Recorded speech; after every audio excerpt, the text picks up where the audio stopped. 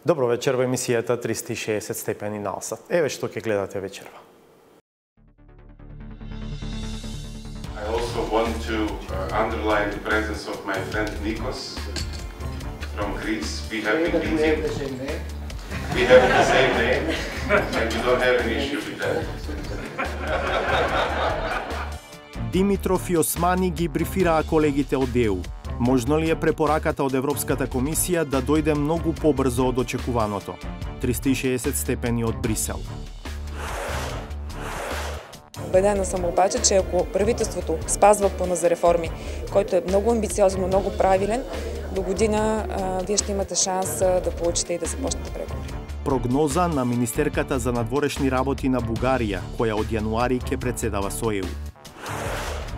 The State Department takes this region very seriously, mostly because it wants to make sure that Russia is not using this region to create trouble. Кратко интервју со експертот за Балканот Флориан Бибер.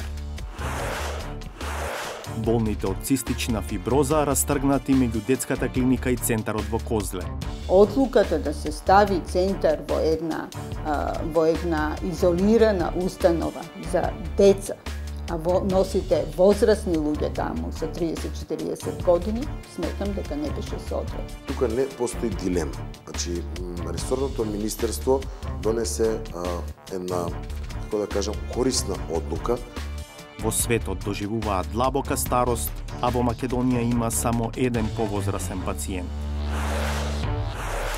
Редовно имаме и нова саботажа. Ве поканувам да останете на Алсат и да го одгледате и ова издание на 360 степени. Се враќаме по кратка пауза.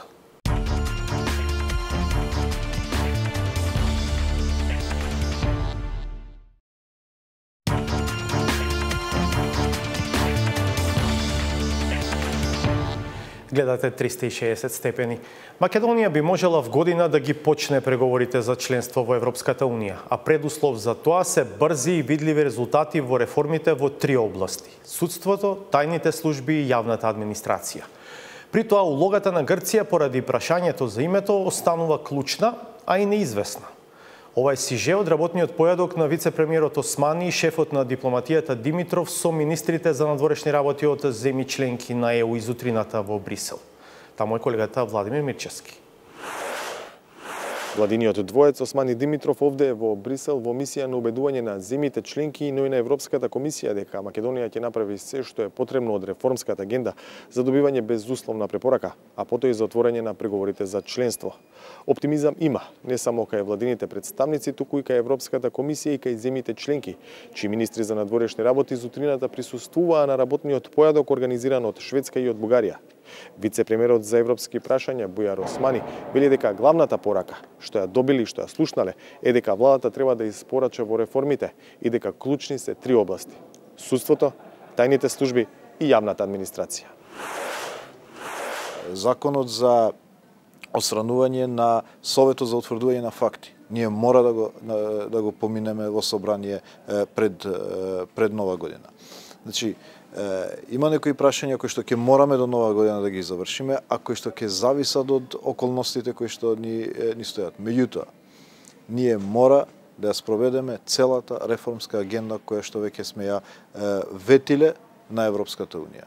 А тоа се овие три главни столба и додатно борбата против организираниот криминал, борбата против тероризмот и насилниот екстремизам, улогата на медиумите и на цивилното општество во целиот тој процес. На доручекот беше присутен и шефот на грчката дипломатија Кодзијас. Каква беше неговата реакција по изјавите на, како што ви велите, на другите колеги министри кои што имале позитивен пристап кон македонските интеграции? Апсолутно на тој став беше и министерот Коцijas. Со желба Македонија што побрзо да ја види во Европската Унија.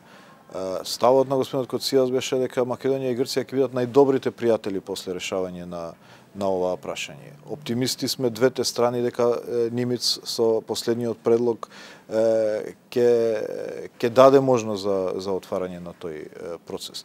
Мерките на доверба даваат резултати. Веќе има позитивна клима. Значи, средбите со Коцijas стануваат секојдневни. Еве, јас и Нимиц веќе договоривме моја посета во Атина веќе можеби наредната недела. Така да тие мерки ги го даваат својот плод. Значи се создава еден амбиент во кој што само предлогот треба да го најде своето место за да најдеме конечно решение. Идната година, јас велам, е историски или златен прозорец на можноста. Идната година е периодот кој што ние мора да го искористиме. Ако ја пропуштиме идната година, впечатокот мој, меѓутоа и на повеќето со кои што разговарам, е дека влегуваме во еден зачаран круг на рециклирање на кризата. Законот за јазици во делот на меѓуетничките е во завршна фаза, со Бугарија е потпишан договорот, ни останува единствено прашањето со името. Делот на реформите исто така има одредена динамика, значи веќе се утврдени контурите. Само мора да испорачаме за да ги фатиме овие рокови кои што се важни и не смееме да ги пропуштиме. На работниот појадок, организиран од групата Пријатели на Македонија, беше и Никос Кодзијас, што е можеби прво учество на грчки министер на ваков неформален собир. На почетокот на појадокот регистриравме интересна епизода на тема Прашање за името. I also want to underline the presence of my friend Nikos from Greece. We have been meeting. We have the same name, and we don't have an issue with that.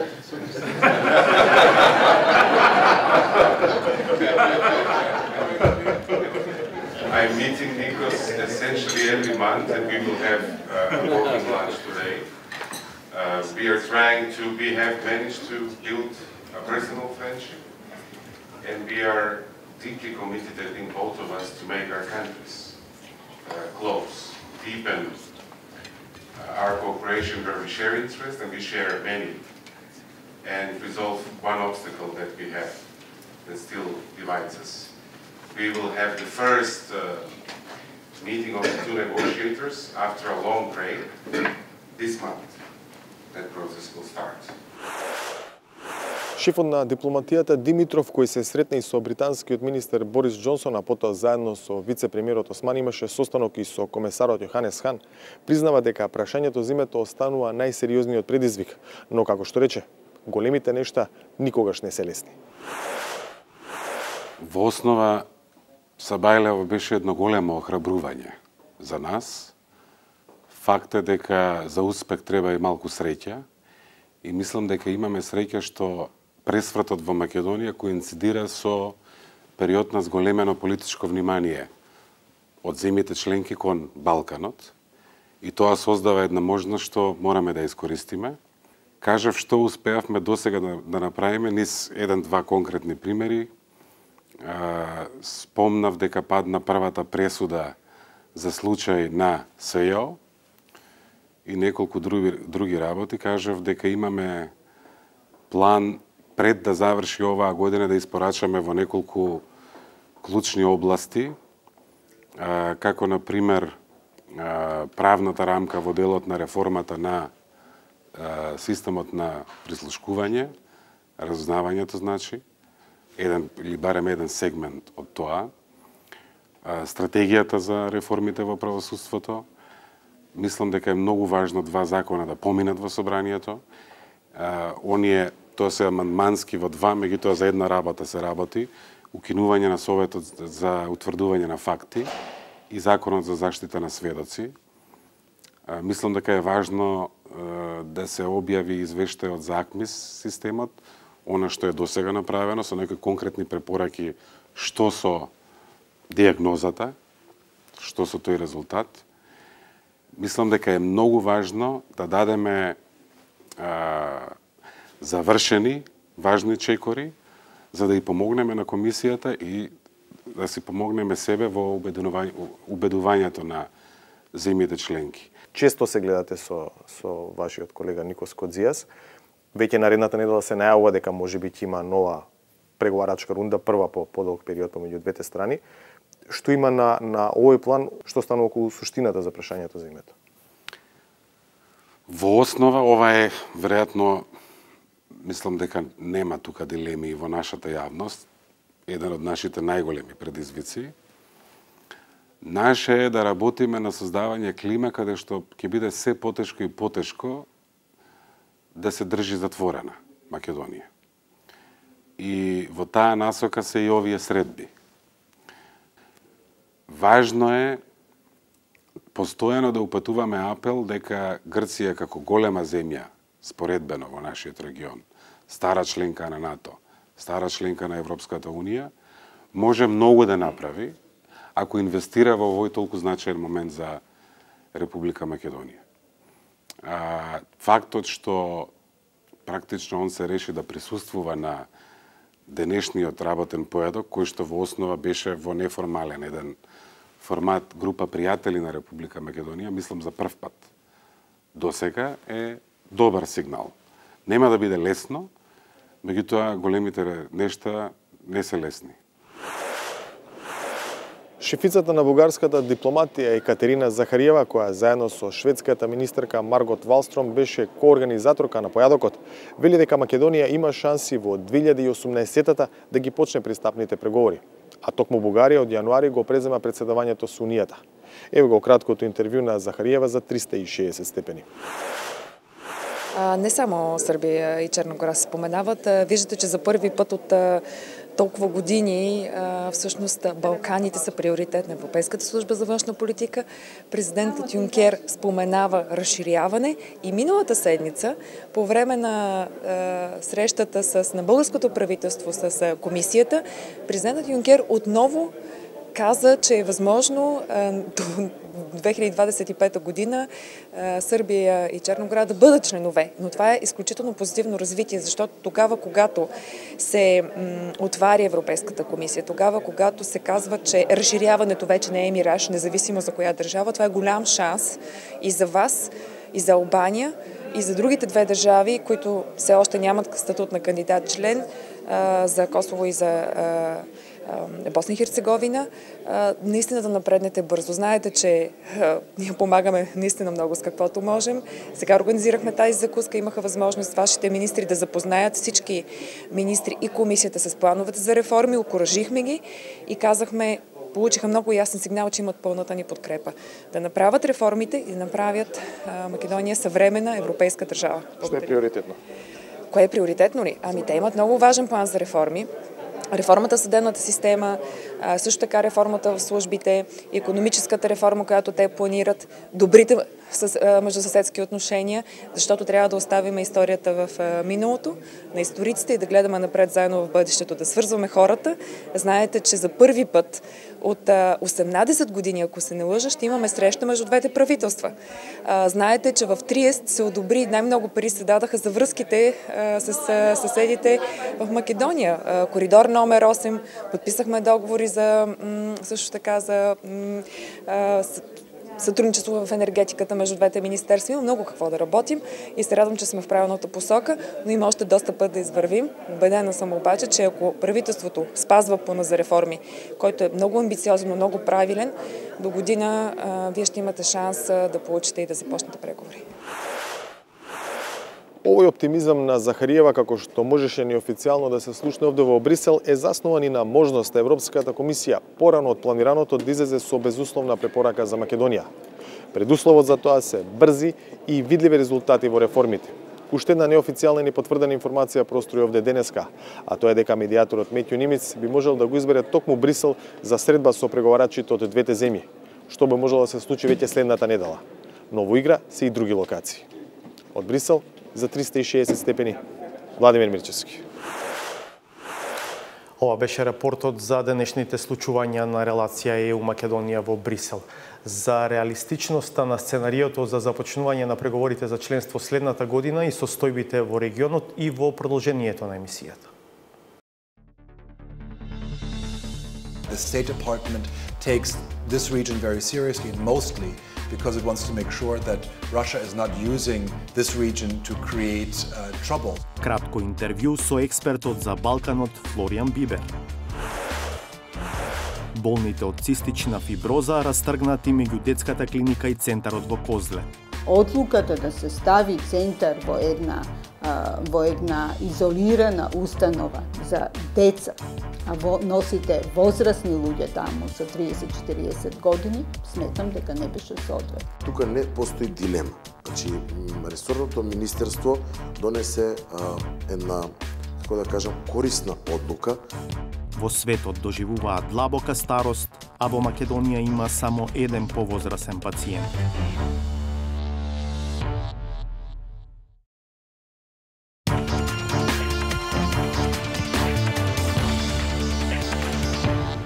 Колку се реално остварливи најавите дека Македонија в година може да ги почне преговорите за членство во ЕУ? Дали Србија под раководство на Вучич е држава што се трансформира во функционална демократија? Кои се интересите на Русија во регионот и зошто зачестија пораките од Стейт Департментот за малигни руски влијанија на Балканот? Каква политика кон регионот ќе води новата австријска влада на Себастијан Курц? Ова се темите за кои разговараме со Флориан Бибер, професор на Универзитетот во Грац, Австрија, одличен познавач на регионалните состојби. Неговата докторска теза беше на тема српскиот национализам од смртта на Тито до падот на Милошевиќ. Бибер ги изборува сите регионални јазици и одблиску ги следи состојбите во овие држави, вклучувајќи и Македонија.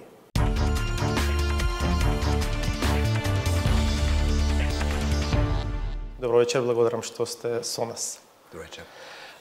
Моето прво прашање се однесува на надежите на македонската влада дека во јуни Советот на Европската Унија може да донесе политичка одлука за почеток на преговорите за членство. Дали е тоа достижно и возможно, господин Бибер?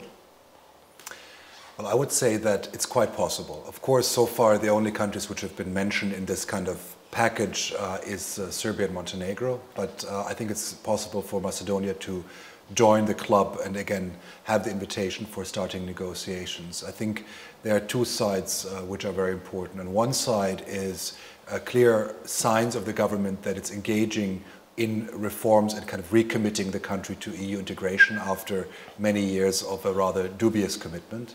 And the second one is to make some tangible progress when it comes to the negotiations and discussions of the name issue with Greece, because of course at the end of the day the decision whether or not Macedonia can take the next step is subject to the veto or the consent of all EU member states, and that includes Greece, of course. Кога сме кај улогата на Грција, можна ли е некаква формула во која Македонија ќе ги почне пристапните преговори, а прашањето за името ќе биде оставено за решавање во раната фаза од тој пристапен процес? Well, certainly. I mean, I would argue that one option is to try to address the issue altogether, but certainly the EU accession process has so many steps before membership where Greece can object at any point, can put a veto. So just certainly sending the signal of saying we are happy that Macedonia starts accession negotiations does not mean the end of Greece's ability to veto the process later on. So I think it would be very important for EU member states to convince Greece to say, let Macedonia move forward this next step, and then the actual addressing of the bilateral issues is something which can be dealt with over time whenever there's an opportunity to do so. Иако се чини дека има обновен интерес на Брисел и на земјите членки за регионот и за процесот на пристапување, сепак има една вознемирувачка вест сигнал кој што дојде преку еден настап на Јункер, председателот на Европската комисија, во кој што навести, а сега има информации дека Европската комисија подготвува стратешки документ во кој што 2025 година ќе биде одредена како краен рок за прием, но само на Србија и на Црнагора, без при тоа да бидат споменати другите земји аспирантки за членство во Европската Унија. Дали тоа може да биде обесхрабрувачки, особено за Македонија? Well, I think it was certainly unfortunate that in the statement it mentioned exclusively Serbia and Montenegro. I would have wished the statement would have said, and all the other countries if they are ready. And I would understand the statement very much to mean that these are the two countries which are in accession talks. And this is why, of course, the date is more realistic for those who've began talks. But I certainly believe that a country like Macedonia could catch up very easily if it's given the opportunity. I mean, considering that there used to be a time when Macedonia was the front runner in the process, and with political will, many of the chapters, many of the negotiations in the accession process can be done fairly quickly if there is a commitment of a government. So from that point of view, other countries might have a harder time. Kosovo certainly has a harder time. Bosnia-Herzegovina has a harder time because of internal problems with Bosnia and with Kosovo, the non-recognition. Albania and Macedonia are certainly two countries which could very quickly catch up. And I think the whole idea would be to create a new dynamic of competition, of positive competition. And the more countries are competing, the better the results. So I would say that one shouldn't take it as a discouragement to the statement by Juncker. Certainly the EU will work on a new strategy for making it possible within that time frame. But I wouldn't think that the list of countries is closed, that this was saying these two are none of the others. It was just stating that those two countries are the countries which are the front runners at the moment. But I would not take it as a discouragement to say there's no chance of catching up. So I would see the door is open, it's not closed. It's just that maybe the language was a little bit unfortunate in suggesting that. What is, I think, crucial is that this new strategy also develops new tools of how to bring the countries in. I mean, this is the first time the EU has mentioned a date ever for an accession process. Да, кога сме околу ова, сакам да ве прашам, бидејќи Србија на некој начин се спомнува како земја која што во повластена позиција, да се разбира, тие веќе преговараат за членство во Европската унија, но дали мислите дека пристапниот процес ја трансформира Србија во функционална демократија? Се чини дека некои потези кои што ги влече пред се председателот Вучич, но и владата која очигледно е под негова контрола, не одат баш во таа насока. Well, this is the paradox, that to some degree the government in Serbia might be in a professional level ticking the boxes of the EU accession process, so it certainly does many of the things which are technically required. But substantially, when it comes to substantial, liberal, democratic, consolidated institutions with a division, with rule of law and a clear separation of powers, that is not happening in Serbia. In fact, it's gotten worse. Media freedoms have gotten worse in Serbia. The independence of institutions has gotten worse. When we see non-stop one person dominating the news cycle and kind of nearly exclusively in positive reporting, and that's the president. Also, it's a de facto presidential system, although Serbia, by its constitution, just like Macedonia, has a limited powers for the president. So this shows you that there's a problem of the EU strategy, that it's very much looking at the technicalities, but not at the substance of reforms. And this is where I would hope that the European Commission, in rethinking the strategy, doesn't just think about how to complete the process by 2025, but rather to make sure that we're having substantial democracies. Because one thing I'm sure about is that there are some problematic EU member states when it comes to the state of democracy, but certainly countries like the Netherlands or Germany will not want to have more EU members which are problematic when it comes to the state of democracy. So with that kind of understanding, Serbia will not be able to join at the end of the day with a government dominated by one person, in particular a government by Aleksandar Vučić. So he might formally move the country forward, but I have a very strong reservation that he's going to be the one who is going to be joining the EU institutions in 8 years' time, if this is really going to happen. Во тој контекст неодамна од Белград имавме шанса да го слушнеме високиот американски дипломат Хои Ти како порачува дека Србија и другите земји во регионот не може да седат на две столчиња во исто време. И тоа не е прв пат да го кажува и зачестија таквите силни пораки, особено во насока на критика на, како што велат американците, малигните влијанија на Русија во регионот. Зошто имаат потреба сад да нагласено да го прават тоа, господин Бибер?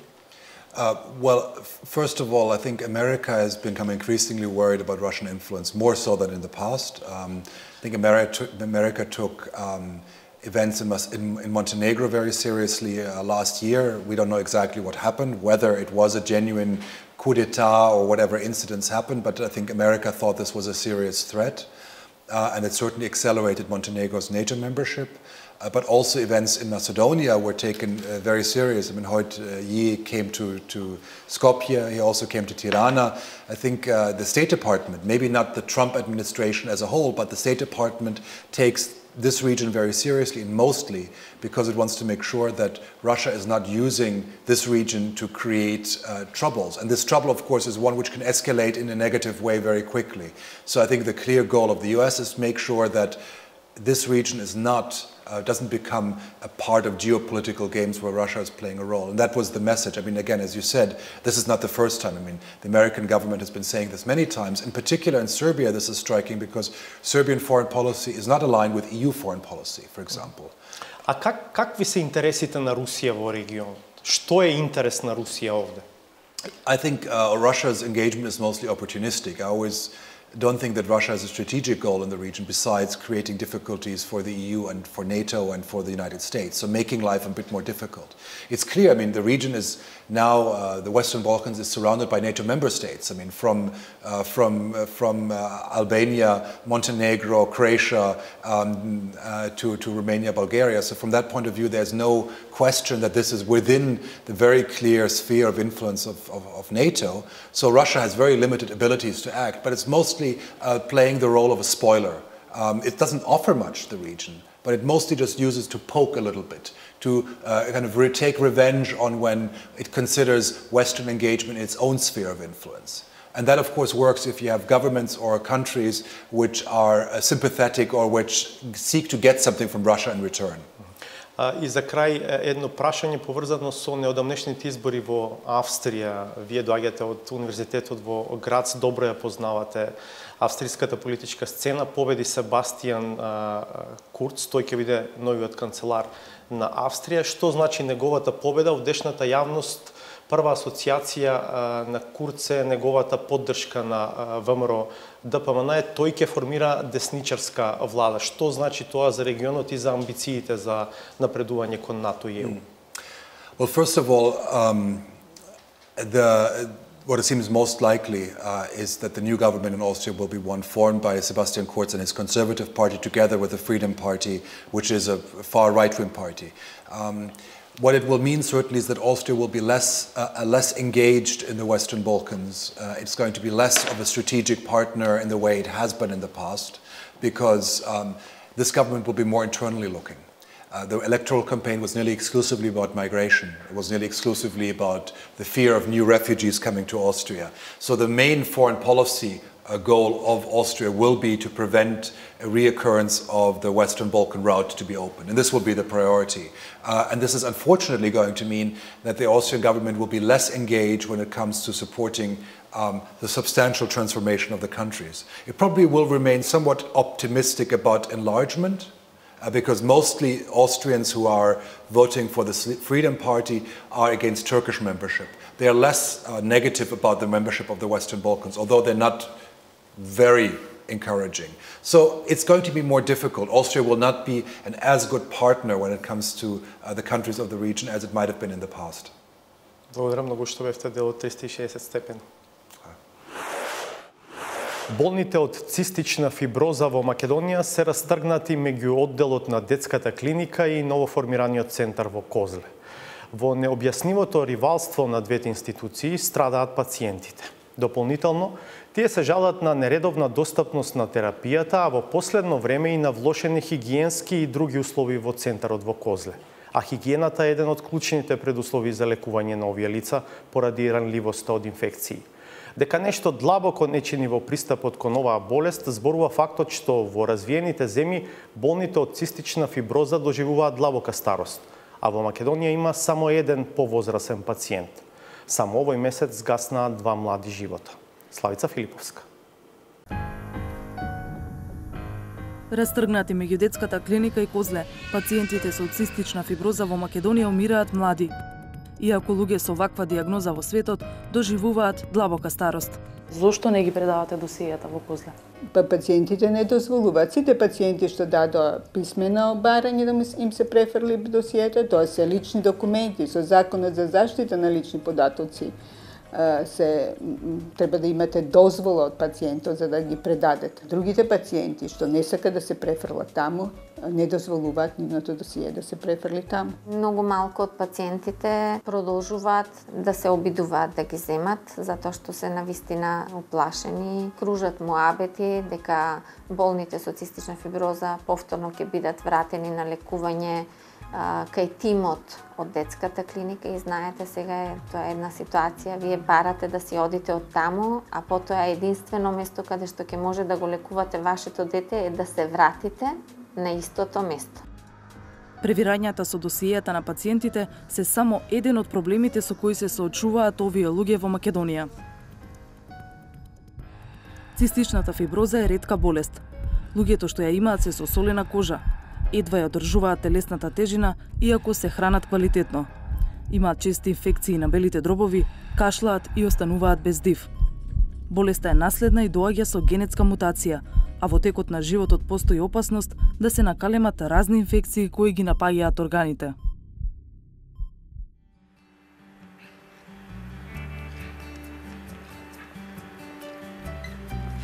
Поради тоа што бев касно диагностициран, самата болест имаше манифестации врз моите внатрешни органи, органите за варење, белите дробови и целите тие системи што ги зафаќа цистичната фиброза. Несватливо е тоа што немаме пристап до некои си основни антибиотски формули, кои што би овозможиле да самите инфекции се уништат и да имаме по-добра функција на нашите бели дробови. 30-годишниот Никола од Прилеп работи како информатичар во Скопје. Животот во главниот град му го олеснил патот до терапијата, која ја нема во аптека и мора лично да ја подига од болница. Ова се ензими, се земаат за мене 7 до 8 капсули со оброк. Исто се земаат и суплементи, мултивитамини, додатоци за црн дроб, зависност од тоа дали имаш инфекција, земаш и антибиотик. За него, како и за најголем дел од другите болни, недостижни се трансплантациите во странство, кои чинат стотици илјади евра. Во Македонија има 2 локации за лекување од цистична фиброза. Едната е оделот во детската клиника, кој 2 децении е под палка на доктор Стојка Фуштик. Другиот е центарот во Козле, отворен минатата година по голем притисок на пациентите. Со порастот на бројот на пациенти, просторните можности во детската клиника беа и стана апсолутно несоодветни за лекување на болните со цистична фиброза. Нашите деца во одделот за ЦЕФ при детската клиника беа хоспитализирани по 2 во една соба, што е апсолутно недозволиво за болни со вакво заболување. Оттаму се покрена иницијатива која што долго време траеше, таа борба беше многу долга, да се отвори центар за цистична фиброза со соодветни просторни можности, согласно европските регулативи. Тој центар се отвори во Козле. Центарот се отвора во политички бурен период, па пациентите се жалат дека по промената на власта, состојбата со третманите и хигиенските услови се влошува. Бојчин, која е мајка на тинејџерка со овакво заболување, вели дека овие случувања повторно ги вратиле речиси на почеток. Од септември навамо, во извесен период беше прво разрешен директорот на Центарот за цистична фиброза, со што тој центар, да речам автоматски, беше деградиран од ниво на центар на ниво на оддел за цистична фиброза. Го прашавме новиот директор Ангелчон Доновски. Дали центарот во Козле се деградира во оддел и каде треба да се лекуваат пациентите со ваква болест? Тука не постои дилема. Значи, ресорното министерство донесе една, како да кажам, корисна одлука да пациентите кои што сепак на некој начин бараат помош, бидат згрижувани овдека, доколку станува збор за голема проблематика. 80% од патологијата за проблема со цистична фиброза е врзан со белодробието. Доколку станува збор за помала симптоматологија или некој проблем кој што самиот пациент е врзан со одреден лекар, да се појави кај тој лекар. За мене тоа се уште е нерешлив проблем у моментов. Но центарот во Козле не ги исполнува очекувањата на докторката Фуштик. Таа не ги дава досијата на пациентите и дел од нив остануваат да се лекуваат кај неа на детска клиника, иако Козле ја нарачува терапијата за сите. Тоа е мултисистемска болест и треба да се води во мултидисциплинарна установа. Одлуката да се стави центар во една изолирана установа за деца, а носите возрастни луѓе таму со 30-40 години, сметам дека не беше соодветна. И да се развива тој таму одел за цистична фиброза, треба да биде под наша надлежност. Но ни одделот на детската клиника не е комплетен, ниту има капацитет да ги обслужи сите пациенти, а дел воопшто и не сакаат да се лекуваат таму. Од другата страна, во Козле ги загрижува влошувањето на хигиенските услови во последните месеци. 360 степени дојде до известување со кое вработени го предупредуваат раководството дека иста хигиеничарка работи во повеќе оддели на болницата и дека постои ризик од пренесување инфекции. Промените во Козле ги почувствували и пациентите. Последно лежав пред еден месец, нецел месец. За разлика од предходниот престој, се чувствува таа разлика во тоа што имаше недостаток на антибиотска терапија, која што е минимум, најчесто имаме комбинација од 3 антибиотици, но последниот пат беа само 2. И самиот тој еден антибиотик што недостатува, покажува на функцијата на белите зробови да не се зголеми доволно колку што било претходно. Исто така имавме и се чувствува некои си организацијски промени кои што тимот за ЦФ претходно ги изгради, направи некој си протокол за заштита на самите пациенти, кои треба да се почитува ностоп, за не дојде до инфекции, меѓусебни вкрстени инфекции. Меѓутоа, во последниот период се чувствува дека заради тие промени не се почитуваат тие правила. Зошто пациентите имаат впечаток дека се запушта новиот центар за цистична фиброза во Козле? Директорот негира дека се влошиле хигиенските услови. Хигиената е на највисоко ниво. Пациентите до сега што побарале третман и помош биле згрижени со максимални заложби и на лекарите, сите лекари, и на тимот кој што работи таму. Но освен просторни хигиенски недостатоци, за луѓето со цистична фиброза нема ниту редовна терапија. Мора да прифатиш некои работи што не ти се сватливи, реално сватливи, прифатливи во нашата држава, како што се проблемите со недостаток на терапија, која што ни е од исклучителна важност за сите пациенти, посебно за оние кои што самата болест предизвикува хронични инфекции. Терапијата е овозможена од страна на Министерството за здравство, тоест од глобалниот фонд.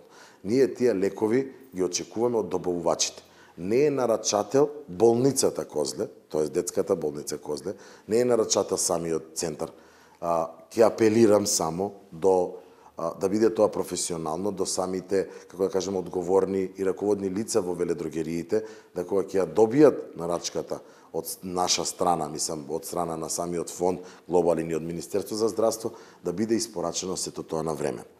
До сега сме се доведувале неколку пати во случај, но тоа е каснење поради нивните обврски, нивните проблеми кои што јас секако не сакам ниту да ги дискутирам.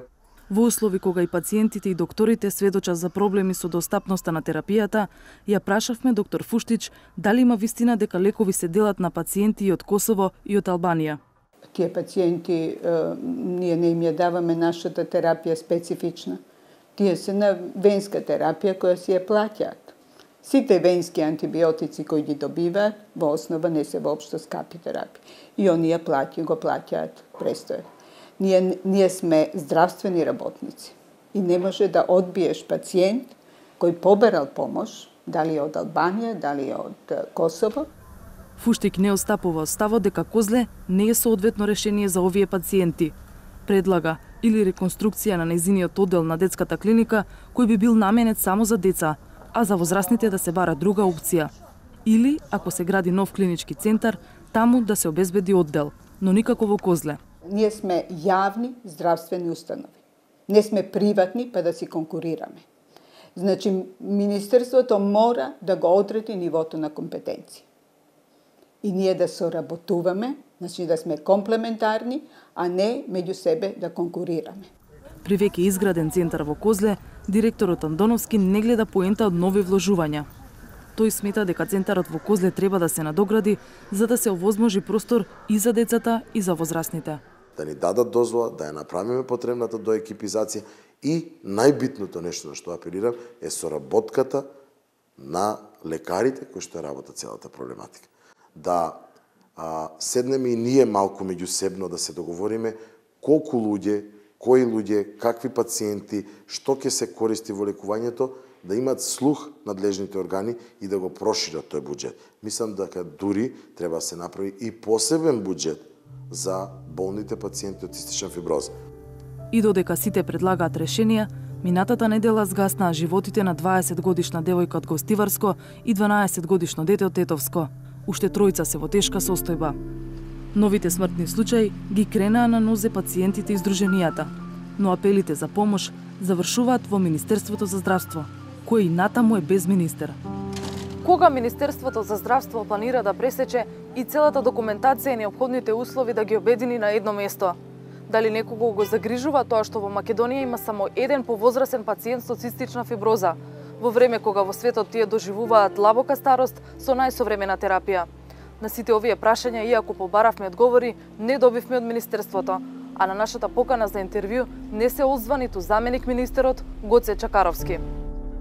Овој лавирин станува се понеподнослив кога го гледате со прогресивна болест и чувство дека за некои работи во државата потребна е на човечка упорност за да ги промените.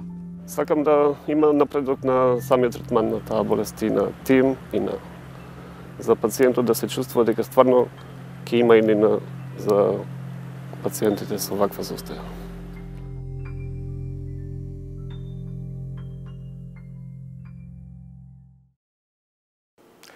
Ке продолжиме да истражуваме и следиме оваа тема и во иднина. Следува уште една пауза, а по неа е саботажата. Бидете на осет.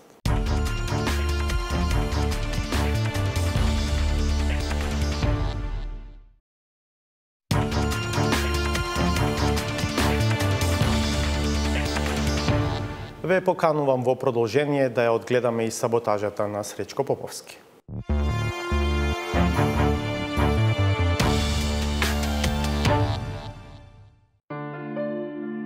Таман помисливме дека работите се подсмируваат кога ете се најавува нова офанзива. Премиерот лично со одбрани зборови се разбира за да не предизвика паника и страв кај населението. Само делумно откри која ќе биде линијата на фронтот, позициите од кои ќе се атакува. Муниција изгледа има доволно штом веќе се центрираат нишаните. Продолжуваме према Прилеп и Битола, продолжува реализацијата покрај Скопје, Гостивар и Тетово и ја напаѓаме буквално Македонија со цевки од сите страни. Соочени со ваквата објава за војна во неверица, дури коалиционите партнери се посомневаат дека е во прашање искреноста на формулата за животот. Па решија да се подадат себе си и тоа во улога на реаниматори, одбивајќи да ја прифатат информацијата дека животот нема шанса да се врати. Дајте, почитувани браќа мои и сестри, да го живееме животот. Но не е само тој. Помошта пристигнува од сите страни. Придонес за оживувањето дава и Штипскиот градоначалник. Го ископа од алејата на хероите на едно злодоба и му вдахна свеж воздух. На ликот, кој ако се иземе описот на тој лик што го дава, заслужува да се најде во слично историско издание, ама на страниците за негативци. Можам да дадам еден автентичен приказ на една личност која заслужува да биде во сите учебници за идните поколенија. За таквите што сакаат да фатат приклучок кон животот се одговорни за смртта на неколку медиуми, за судбината на 450 луѓе. Од секогаш важела дефиницијата за една состојба во која тие секогаш, па веројатно и овој пат се обидуваат да го скријат сето тоа што го сториле и да одиграат истата улога која секогаш ја играле. Клиентелизам. Да. Тоа е на некој начин од моја страна клиенти кои едноставно одат на доктор, во хотели, клиенти. Дружба, остварување блискост со одредени личности на одредени позиции за стекнување на своји лични интереси. Мислам дека тоа. Со таквите кои полека ја окупираат и пак ќе доминираат со јавната сцена, тешко ќе биде да се оствари ветениот животот и се опасни и можат да каснат. Дури првиот човек на метрополата на словенската писменост се соочува со таков проблем. Бара операцијата да биде посеофатна, оти тој не би можел да биде решен во еден мандат, бидејќи бара макотрпна работа и посветеност. А важно ние сакаме да потенцираме во овој момент дека проблемот не е краткорочен и може да трае дури во целиот мандат на новоизбраниот градоначалник. Дефинитивно ќе значи решавање на долг рок со проблемот со кучињата бездомници. И на крајот, за разлика од оние што скитаат, домашните мака мачат да се навикнат на неудобноста по промената на фотелјата на која беа залежени. Едно од нив кое се сметаше за верно, прво проговори за тоа каков треба да биде новиот домаќин. Лик кој што ќе биде прифатен од базата, односно од членовите, да има позитивна перцепција во јавноста, да има позитивен рейтинг во јавноста. И третата, исто така третиот важен пилар и третиот столб треба да биде прифатен од меѓународната заедница. Насликаниот фоторобот на посакуваниот лик на новиот Стопан не остана многу долго на огласната табла. Не затоа што нема пријавени, туку затоа што таму никој се уште не се осмелува да залае. Тоа беше се за вечерва. Ви благодарам што бевте со нас. Ке се видиме повторно в петок од 22:30. Пријатно.